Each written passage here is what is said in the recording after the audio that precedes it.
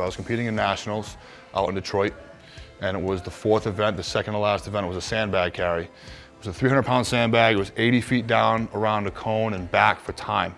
And I was cruising, and just as I got maybe 40 feet from the finish line, I started to really feel my legs start to give, but I just had to cross the finish line. And as soon as I did, my legs just gave out, and the weight of the bag brought me forward.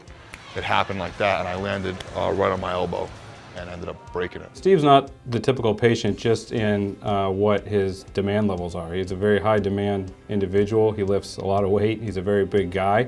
So the things he wants to do are a little out of the realm of ordinary for other patients that I have.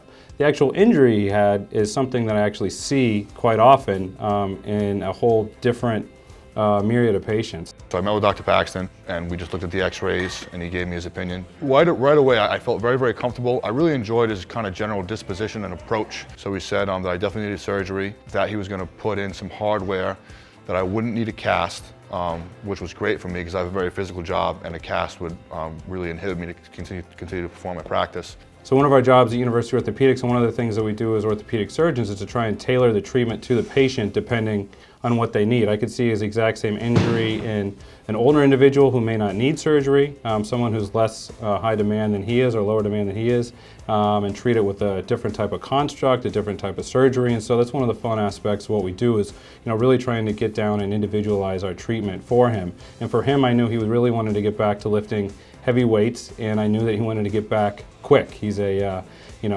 pretty active person, and trying to slow him down is difficult, so I wanted to put something in his elbow to put it back together that would be very strong, durable, and allow for a quick recovery, which I think we were able to do. I'm no stranger to injury. This isn't the first time I've broken a bone or hurt myself or had a setback.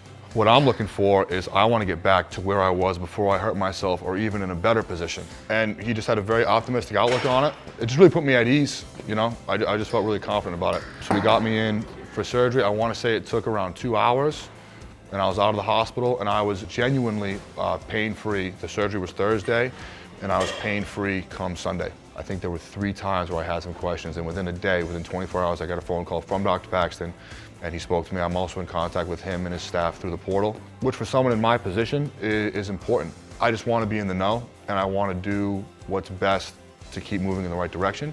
So having those facilities and those services available to me is important to do that. Someone like Steven is, he's your ideal patient because he does what you're hoping that he does and what you know that he needs to do to recover. But he doesn't push it too far, and he listens to his body, and he's very in tune with his body, and in that way he's able to kind of take himself right to the edge, which is where you can get some of the best, recovering without being dangerous or irresponsible. It's just a matter of just being patient and just taking your time throughout the process and making this a 6-month issue and not a lifetime issue.